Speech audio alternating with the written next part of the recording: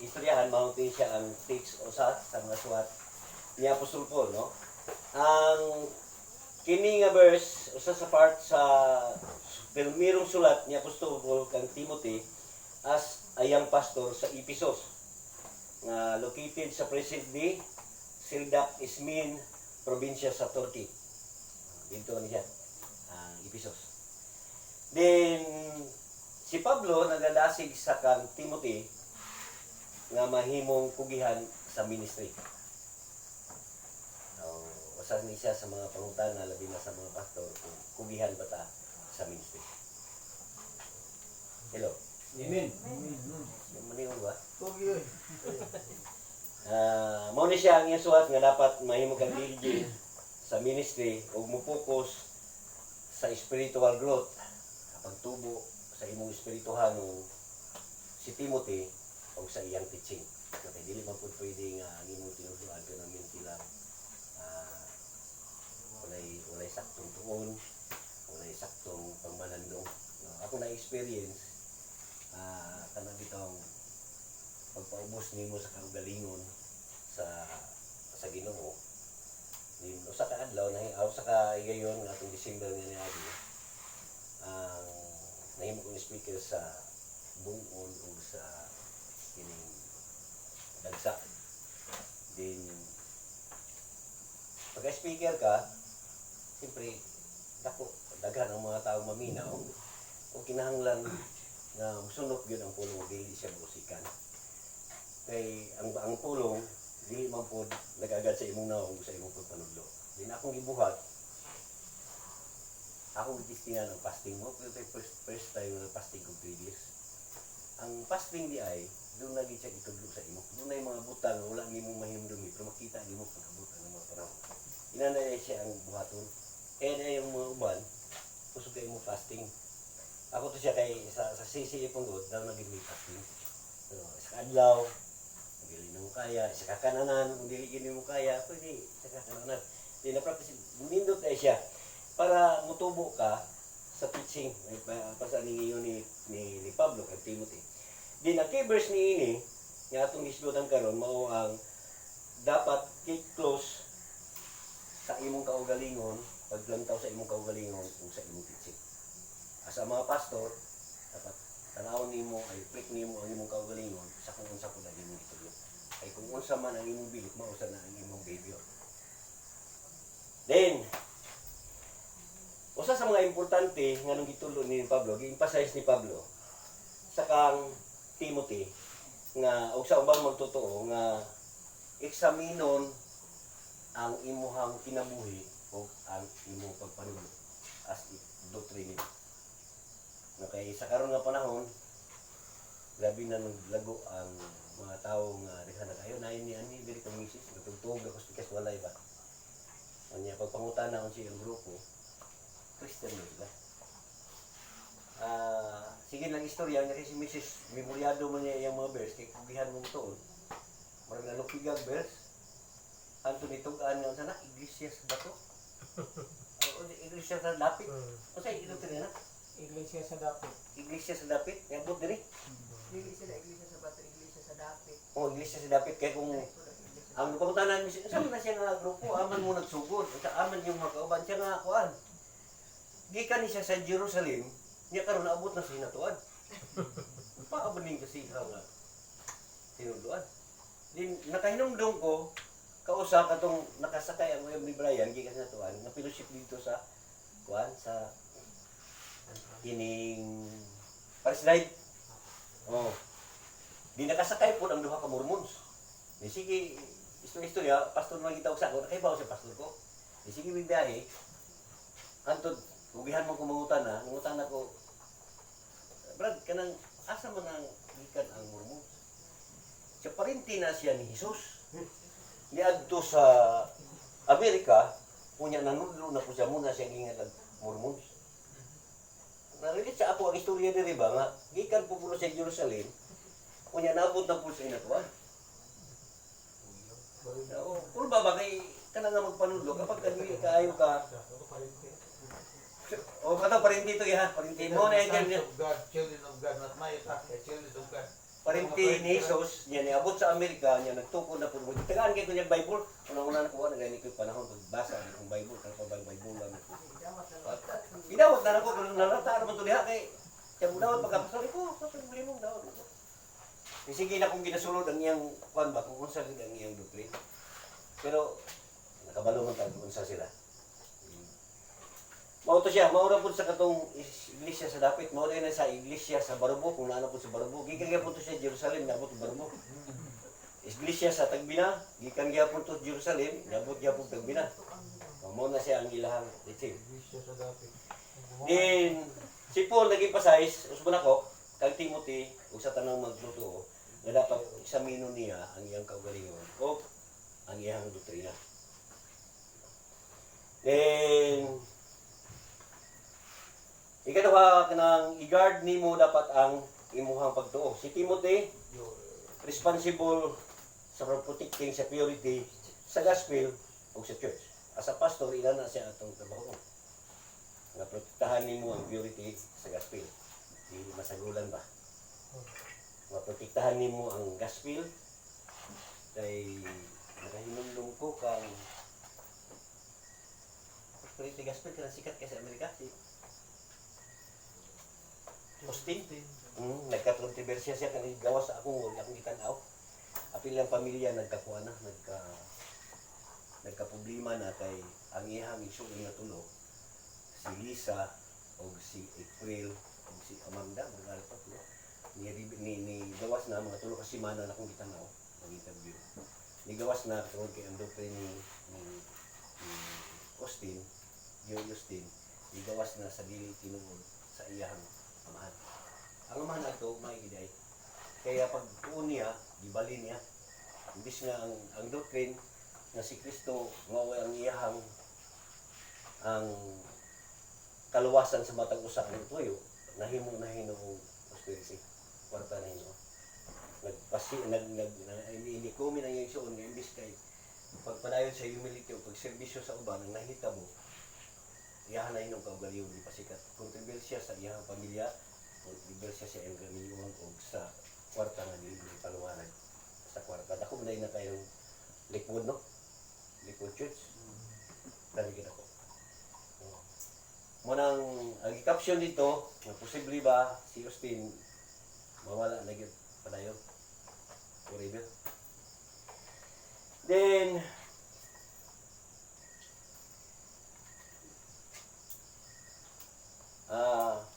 faithfulness, preserving others even in the face of challenge. Kay lisod ang sa ministry daghang yung challenge nga magian nimo sa kinabuhi sa usa ka pastor. Pagkayong kag pastor wala man ko nakahilak sa unang ulitaw pagkukulo sa pastor kapila ni ko sa hilak. Tungod kay kana bitawng nag-asa ka, naningkamot ka, muhago ka para mabago sila. Niya pag-aman, dili nila inana ko sa una katong bago pa ko pastor. Kaya gatuo ko sa akong paningkamot, mabago na nila kinabuhi ko dili niya. Ang magbago na yung tungod sa hago, depress ka niya, pagbiya pag yun, medyo lang yung pagbiya. Challenge din, protect the purity of gospel in the church, being mindful of the pag-teaching. Perseverance the ministry, Paul emphasize the precious ministry in spite of challenge, hardship. Si Timothy, kay Timothy gikan sa 4:1-16, mao ni siya ang warning ni Apostol Paul sa danger sa false teaching, kanang pagtudlo nga dili mao.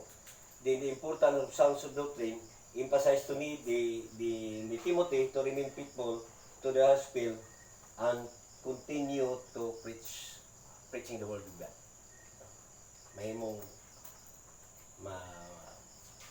Mahimong maprotektahan nimo ang gospel o makabantay ka sa mga pagtudlo na dili mahusay.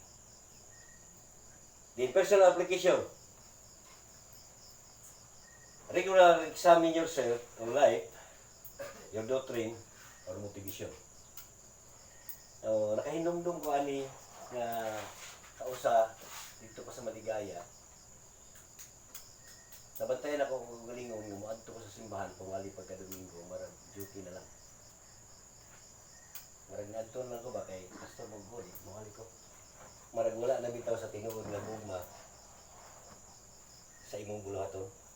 Siguro, tungod na sa pagpalay magumay kay pioneering man ni. Kaya mayon kong pioneering kay ang simbahan sa Maligaya nga gipangunahan ni Pastor Mangguyod ug niya sundan ni Pastor Gig, wala maginabili na. Nagbago gid mi dili. Ang member dito sa Maligaya na wala dito sa. So tungod siguro as a pioneering kinahanglan pila naman po ang membro. Siyempre tagbuon nimo ang imong panginahanglan para makamistri ka. Napay ka usa dire nga araw to sa sitio, medyo bilang ang mga tao. Nagsimba mi ni Mila ni Mrs. ug si Makmak ako. Namay pa. Di man sa mga kung siguro mayong kag nganong naabot ko dire tungod kay wala man pud siguro pastor nga mo sustain nga magpabilin din sa pagtudlo kung dili pud ako. Kay kung ginana siguro gikan ka seminary niya inana ang church mo dili ko mo sustain. So, tungod diadto kinahanglan nimo sa pioneering, kinahanglan nimo na kay bayranan sa motor, na kay estudyante, na kay tagbuo ng pagkaon, kinahanglan pa ka makaministry. So siguro nahitabo to nga wala nakabantay ko nga ang akong trabaho sa church as a pastor mananalag duty na lang ako. Kay pastor ko inani na kong bulaton. Wala na dili na tinuod nga ang gugma mo nag-motivate sa ako para makaministry ko. Tungod siguro to sa pagtagbo sa Panginoon. Tungod kay pagka Domingo na, kinahanglan pa ni maninda ni Mrs. Yung talong. Yung ko driver to. Para sa eskwela si Markel, makatagbo sa Panginoon. Siguro inadto to na ito sa pioneering inana siya siguro may isa mo. Pero salamat sa Ginoo kay nakabantay ko, hindi naman ni mao. Lahi naman ang motivation sa akong kasi lahi naman ang wala ni bangko ang doktor kaya lang sa motivation manag-duty na lang ang ministry. Then faithfulness of the ministry preserving service to others bisan ko sa challenge nga moabot sa imong kinabuhi nga usahay dili naka alos kanang ministry. Pero pagka tinawag yung ka nga pastor bisan pag unsaon nimo di ka luwas. Motong bisa to asi pastor diyan, tingnan ako sa istoryahan mi. Nag-ordin siya dito di komisyon sa dagsa. Nang pastor, klaro ha imong kagalingon kasi kung pastor ka, di na kang gawas diyan. Ya, nagyo ka. Sure na magyo ka. So, ayun imong kasing-kasing dili man. Sa una nag-drive ko, Butuan, Cagayan, pag yung kag Butuan, 3,000, pag yun sa Cagayan, 5,000. Biyahe na nimo, diskargan mo na sa una, balik ka. Pero dili naman ko malipayon. Ang pagbubiyahe ko, ang akong unahon kay naman sa balay sa church. So dili na nimo ako. Muna ni panahon nga, kung dagan na natin mo trabaho. Undang mo trabaho, tungod kay mao man ang tawag para sa imo. Then, last mo ni siya ang protecting the purity of the gospel. Na matudlo nga ako lang mo pangutan nun. Ang gianhin ni Gesto sa kalibutan, alang yun siya kaluwasan sa tanan. Wala yun mo ani siya aron madagang idyuta. Wala po ngayon nga daga mo ani siya pagkamatay sa krus para makurtahan ka. Kung ano, wala may dautan ng kurta. Pero di na siya mga main nga pupus. Kaya kung kada pa, katong mga apostol sa una, mo ito una nga kurtahan ka sa ato karon. Purity of the gospel. Then the church o magbantay sa usa ka tinudloan nga limay. Ngano man? Mao ang panahon musuod magag sa dili matubang ta sa Ginoo. Niya ang panahon ng maghiusay ka. Mo to siya ang tema nga dili misyon ang kinabuhi karon. Misyon nimo tuwa dito. Si Timothy nganong gingnan siya maluwas ka o nang naminaw sa imo. Katong naminaw sa imo, kaluwasan dito. Pero sa Timothy, dili ito kaluwasan ng salvation. Kaluwasan sa paghukom at tubangan sa Kristo, maghusay mo mo. 2 Corinthians chapter 5, panahon na to ang 9, ingon siya diri, apan labaw sa tanan, buot kitang magpaimot kaniya, bisan dinhi sa atong gipuy-an o dito. Meaning, diri sa church, o sa imong balay, o bisag asa ka, dapat makapaimot ka, ini ko Apostol Pablo. Kay kinahanglan, mo atubang kita, ano ya? Corinthians. Kahit kinahanglan. Okay, basa daw. Ready, 1, 2, go. Kay kinahanglan matubag ang tanan ng Kristo aron ang hikman, aron ang pagkatagsa makadawat sa alay kaniya himala sa iyang maayo dinhi sa kalibutan. Sa mga Kristohano na. Ay shota na ni, pero Corinthians na. Kitang tanan, matubang ta. Masugot mo kay sa dili, matubang ka. Nagkugi ka, di reward na, no? Makadawat, nagsatag sa makadawat. Nagkugi ka, din makadawat ka. Din maayo, udaw-utan ni mo din matubang ka. Sa mga believer, siyempre, ang inyo rahang kinabuhi, mo inyo ang usay. Pero sa mga pastor, lahi mi. Ano man, apil man mo sa amuang mo.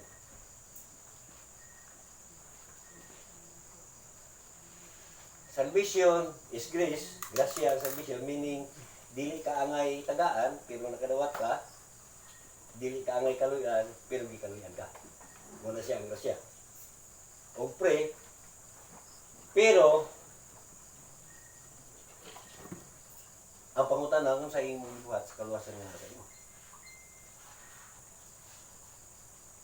Kung sa mga believer, ang imong anak na kay anak nga 5 ka buok, kumusta imong gibuhat? Na kay negosyo. Sa mga pastor, dili lang pamilya, dili lang asawa, dili lang bana, apil ang mga member sa among lahi ni Ugo.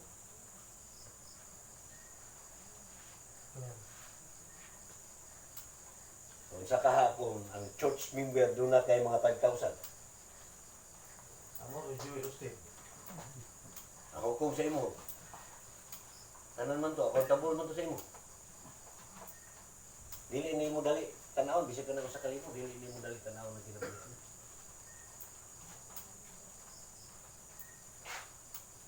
Pero sugot mo kay sa dili, ang takes sa kaingon, tanan ta mo ato ba? Ang Good Samaritan, wala gito siya nagplano nga maghimo ko siya. Ang plano ni Adto, iadto-adto na ko sa tagsa akong istorya, tungkol kinabalaka kung nagtanaw sa mga batambo, tungkol kay ang kinabuhi, di ba? Wala gyud ko, di siya tanan, pero wala gyud ko makuntingto ba, kay kung ikaw ganito ba, dapat makawitness ka sa imong kaluwasan. Kung nakasabot ka. Pero dili gani katubag sa imong kaluwasan kung doon ay mga tanan. Kung ka na. Uto kong istorya siya natong balikan ang kaluwasan. Eh wala gyud nakasabot. Sinabuhi, kung asa dapat madala, kung madala mo po. Kung ani sa kalibutan, madala po. Marimbahin na ba, neutral. Din mo itong ako sa istorya, di nag-fellowship me, marag isa na ka-fellowship. Wala na itong ito. Libre to. Sa adlaw libre. Ako tatong itiwas ang Great Exchange. Pero buta liray ito nga wali. Nakakomen gani si Pastor.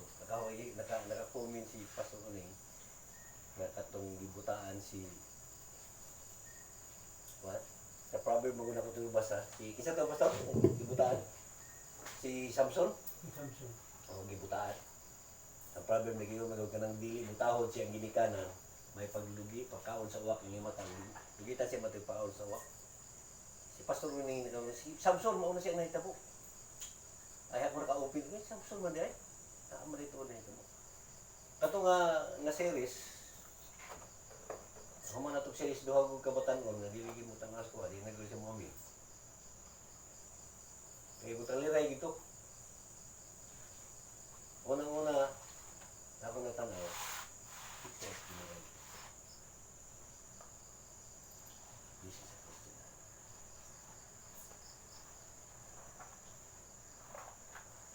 Boyfriend, girlfriend,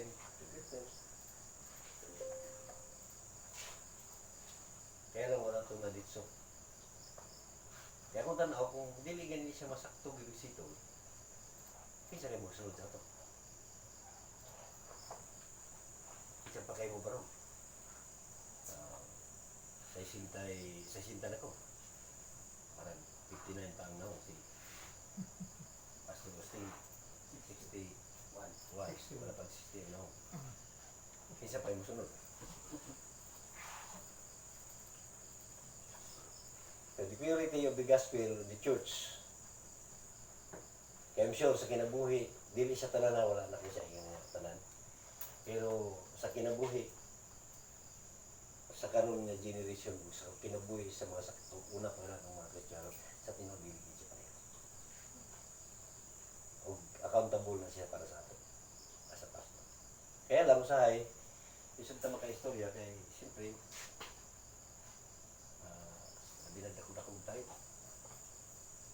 Video, isod mo rin. Hindi mo balik ba? Pero sa tinuod lang, ang puno sa Ginoo, kita ang tanan na agi niya ng bihat na ko rin. Amen. Bihat na gamit sa Ginoo.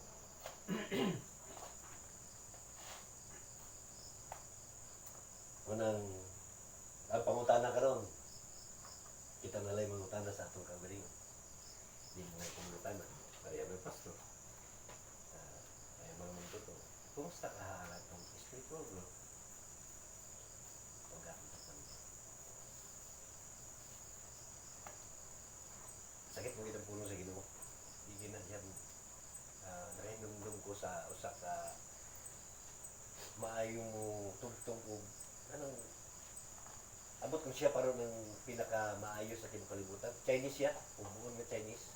Kana bitong dako nga trumpet sa na. Trumpet. Dako. Ang dako. Ay tawag na. Siya ang pinakamaayo. Usa siya ka Christian pero asa siya nagkabig. Bata nga Christian giingnan siya nga. Kana imong Buddha ba? Suko ang Ginoo na. Diha siya nabubo. Ambot lang karon kung siya pa ang pinaka-champion sa tibuok kalibutan. Meaning ang pulong sa Ginoo, sakit na siya pero gabi din siya makaayo. Ang ginawad ang pulong sa Ginoo, karong nagabihon mga ukab sa ating pulong na sa pastor, inapuay lang tayo na dapat isugyo. Dili ang isugyo mga away. Kanang lantaray sa tudlo, lantaray sa pag-istorya, uban ng gugma ba? Yung motivation sa gugma. Dili kay istoryahan nimo kay naglagot ka. Istoryahan nimo kay nahigugma ka. Pinawat nga ang Ginoo mga panalangin sa atong kaipulong karon sa atong panagtigong makahatag ka na itong kaalam nga ang Ginoo makahatag ko labi na kay hapit na mubalik ang Ginoo. Kitang tanan bisikin sa imong pangutangon mga pastor ban. Ang yun, hapit na yun, time na yun. Nana. O, doon na tayo nga teach. 2 Corinthians 5:10. Kaya mag-usay na tayo. Kung pinakanindot na siya ng panahon na. Maka-reward ka, kung kubihan ka. Then, makahatag mo. Kadasig sa ato, sa pagpadayon pag yun nga naman, kung magkahapit na din mo balik ang Ginoo. Amen. Amen. Doon atong maulo para sa pagampo. Lord God, salamat kayo Ginoo. Hiini nga kabibiyon. Salamat sa imong pagka-Diyos sa among kinabuhi. Nagapadayon mi Ginoo, nagahangyo kanimo. Isip mga pastor. Nahinaot Lord God nga ikaw maghatag ka na mo og kaisog, gugma sa pagpadayag sa imong pulong Ginoo. Salamat Lord God sa mga tao nga inana na ang kinahanglan nakita na mo Lord God. Na prangkag yung istorya sa imong pulong Ginoo. Amo mapaghangi Lord God, ginaot nga kami po kay imong kaisog, kay kaalam, bisa sa among kinabuhi Ginoo, mahimo ni sakto din sa mga tubangan ano kabot sa panahon Ginoo, mahimo ni malipayon o mudaghan pa ang ganti o mo reward Lord God. Balik niyo yung atubang na mo diha kanimo Ginoo. Sa among pong mga church Lord God, napinasigon nimo ang matag-usa namo ka magtutuo. Mga member sa church para musuporta sa bulaton, magdasig, kaluwasan Ginoo dili lang sa ila apil sa pamilya, apil ni sityo Lord God among ginahangyo kanimo. Isang usay medyo gahi gid maminaw Ginoo pero nakabalo mi nga ikaw dunay saktong higayon ug panahon sa tanang butang Lord God. Salamat Ginoo. Dini nga kagabiyon sa imong pulong. In Jesus name. Amen.